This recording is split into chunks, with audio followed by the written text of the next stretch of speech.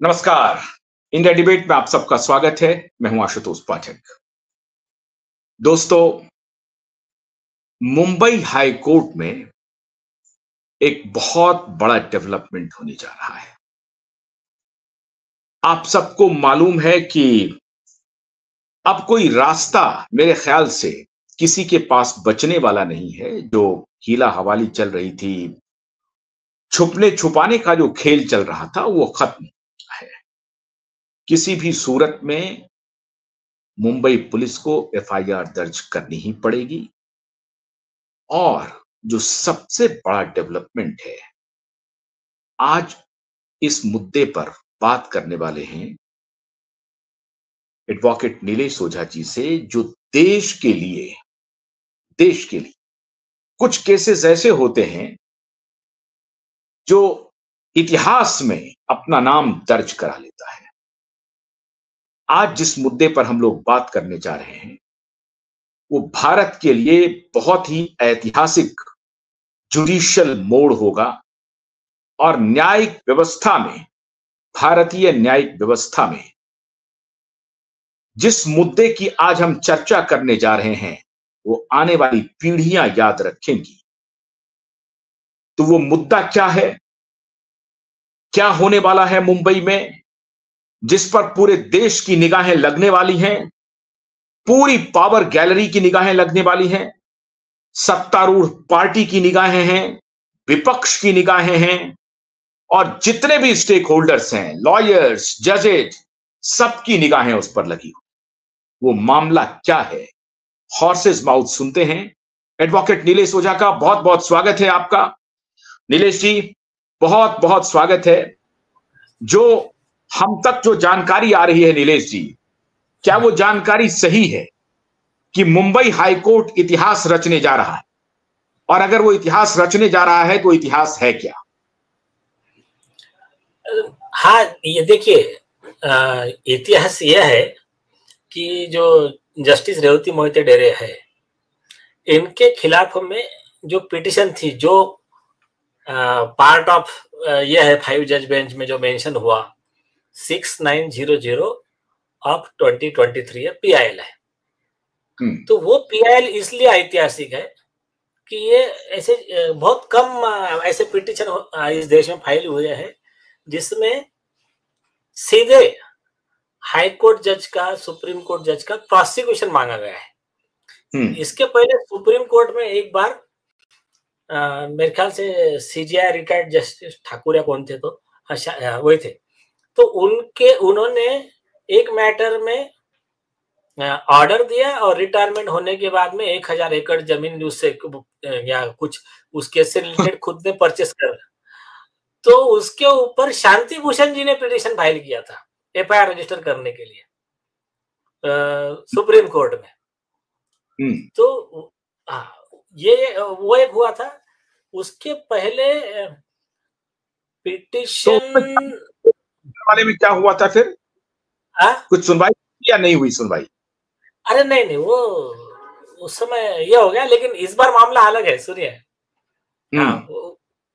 अभी देखिए, जस्टिस चंद्रचूड़ के खिलाफ में एक पिटीशन फाइल हुआ था। उसकी मतलब ये जब उनका नाम हुआ था सीजीआई के लिए, तो उनकी शपथ रोकने के लिए, तो वो पिटीशन में तुरंत सुनवाई लिया और सिर्फ 2 लाइन का ऑर्डर, इट इज मिसकंसीव्ड करके सुप्रीम कोर्ट ने दिया था।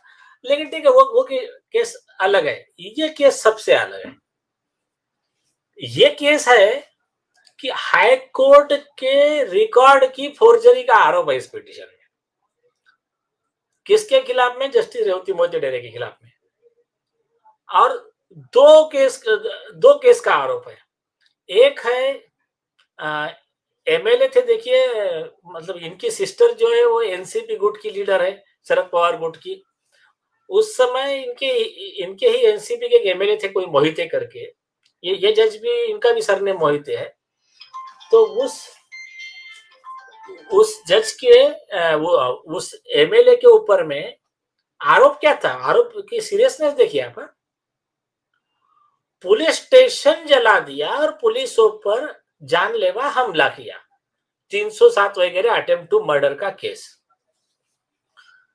सेशन कोर्ट में एंटीसिपेटरी बेल के लिए उस एमएलए ने अर्जी लगाया, उसको सेशन कोर्ट ने रिजेक्ट किया। वो पर्सन आता है हाई कोर्ट में, और हाई कोर्ट में वो मैटर जाता है जस्टिस रेवती मोहिते डेरे के पास में। उसको एंटीसिपेटरी बेल दी जाती है, और ऑर्डर में वो 307 का ऑफेंस का कोई मेंशन ही नहीं। नीचे के सेशन कोर्ट ने जो डिटेल ऑर्डर दिया कि इसको क्यों बेल नहीं देना चाहिए, उसका कोई मेंशन नहीं। पुलिस ने राइटिंग में से दिया, इसका कोई मेंशन नहीं। तो ये एक केस है कि misuse of power, forgery of court record to grant bail to an influential person, मतलब जिस पार्टी की उनके सिस्टर लीडर है, उसी पार्टी के नेता को बेल देने के लिए कोर्ट का ये है फोर्जरी ऑफ रिकॉर्ड। अब पहली चीज तो उनकी सिस्टर उस पार्टी में है, तो उस पार्टी से रिलेटेड कोई केस वो सुन ही नहीं सकती थी, फिर भी उन्होंने सुना, तो ठीक है, एक पार्ट तो उनको पहले ही रिक्यूज करना चाहिए।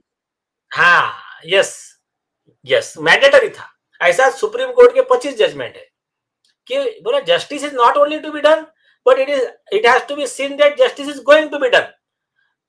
उसमें ये भी बोला है, सुप्रीम कोर्ट ने क्या बोला है कि जज को खुद के मन से नहीं देखना है, जज को ये देखना है कि लोगों में क्या परसेप्शन जा रहा है। तो ये उन्होंने किया, तो ये एक हुआ। दूसरा है चंदा कोचर का आईसीआईसीआई बैंक का केस। वो केस में क्या हुआ, सीबीआई ने आईसीआईसीआई बैंक में पब्लिक सर्वेंट होने के नाते उन्होंने जो मिसयूज ऑफ पावर किया चंदा कोचर ने, सीबीआई ने एफआईआर रजिस्टर किया, चार्जशीट दायर किया। उसमें नीचे के कोर्ट ने उनका जब बेल रिजेक्ट किया, जो रिमांड दिया उनको, उसमें लिखा 409 का सेक्शन है, जिस 409 में लाइव इम्प्रिजनमेंट है, उम्र कैद की सजा का प्रावधान है। उस केस में एक तुरंत रीट फाइल होती है, जस्टिस रेवती मोहिते डेरे के बेंच पे आती है, और ये मैडम ऑर्डर में क्या लिखते हैं कि 7 साल तक की सजा वाले सेक्शन है, और आर्नेश कुमार के गाइडलाइन के हिसाब से ऐसे सेक्शन में नोटिस देकर इन्वेस्टिगेशन करना चाहिए, वो पालन नहीं हुआ करके इसको बेल दी जाती है रिट ज्यूरिडिक्शन में। तो ये जब 409 उम्र कैद का है, तो ये ऑर्डर में लिख रहे 7 साल की सजा वाला। ये भी हाई कोर्ट की फोर्जरी का केस है, 3,000 करोड़ का कुछ तो भी करप्शन का केस है वो। तो ये 2 केस को लेकर एक पीआईएल फाइल किया गया Indian lawyers and human rights activist association की तरफ से। ये पीआईएल पहली बार सुनवाई के लिए आया, वो बहुत अच्छे जज थे, वो जो एक्टिंग चीफ जस्टिस थे ना, नितिन जामदार। कभी कभी हमारा उनसे टसल हो जाता था, लेकिन ही वॉज क्वाइट गुड जज। तो उन्होंने जब हियरिंग को आया तो बोला यार, मतलब ये इशू जो है, इशू सीरियस इशू है, मैं इसमें स्पेशल लार्जर बेंच कंस्टिट्यूट करता हूँ। 5 जुलाई 2023 का ऑर्डर है, 5 जुलाई 2023 का। उन्होंने बोला रजिस्ट्री को कि एडमिनिस्ट्रेटिव साइड पे रखना, हम डिसीजन लेंगे चीफ जस्टिस में, और वो एक्टिंग चीफ जस्टिस थे। कुछ दिन के बाद में एंट्री हो गई, वो चीफ जस्टिस कौन, देवेंद्र उपाध्याय। देवेंद्र उपाध्याय जी तो उठा के डाल दिए उसको ठंडे बस्ते में। ये वही देवेंद्र उपाध्याय जी है जिनके खिलाफ में सैंक्शन टू प्रोसिक्यूट अपन ने लिया है राष्ट्रपति जी से। तो इन्होंने डाल दिया ठंडे बस्ते में। जब तक देवेंद्र उपाध्याय जी थे तब तक वो मैटर कभी बोर्ड पे आया ही नहीं। 2 बार मेंशन किया वो मैटर को, हाँ देखता हूं, करता हूं। तो ये इस तरह से उसकी स्टोरी। जस्टिस देवेंद्र उपाध्याय थे जिन्होंने पीआईएल को भी कभी मैटर पे नहीं लिया, सुनने के लिए नहीं लिया, दिशा सुशांत के पीआईएल। उसी के लिए तो सैंक्शन टू प्रोसिक्यूट मांगा है ना अपन ने उनका। वो क्या करते थे कि सुशांत सिंह का, ये दिशा सालियान का ये जो पीआईएल वगैरह था ना, और कोई भी अगर आपका केस अगर आदित्य ठाकरे, उद्धव ठाकरे या फिर उनके महाविकास आघाड़ी के किसी के भी खिलाफ है, तो बड़े मैटर को बोर्ड पे या तो आने नहीं देते थे, अगर मैटर बोर्ड पे आता था तो उसको ऐसा पीछे डालते थे कि वो मैटर उस दिन रीच ही ना हो। और इसके उल्टा अगर आपका कोई केस, उस समय के चीफ मिनिस्टर एकनाथ शिंदे थे या और कोई, तो इनके खिलाफ में अगर कुछ मैटर रहा कोई बोले या ना बोले तुरंत मैटर ले लेते थे, कभी कभी सुओ मोटो ले लेते थे वो भी, और ये रेवती बोलते डरे। जैसे इसका आपके पास रिकॉर्ड है? अरे प्रूफ के साथ कंप्लेंट दिया है ना यार। रिकॉर्ड है बोले तो प्रूफ के साथ में कंप्लेंट दिया है राष्ट्रपति के पास, ये सेक्शन, ये एविडेंस है, ये सेक्शन के तहत कार्रवाई कीजिए, और आपने अगर 3 महीने के अंदर नहीं किया तो 218 सेक्शन है, भारतीय नागरिक सुरक्षा संहिता 2023 का सेक्शन है 218। वो क्या कहता है कि अगर 3 महीने के अंदर हमारा एप्लीकेशन रिजेक्ट नहीं किया तो हमको सैंक्शन मिल चुका है, तो उस लॉ के आधार से हमको सैंक्शन मिल चुका है।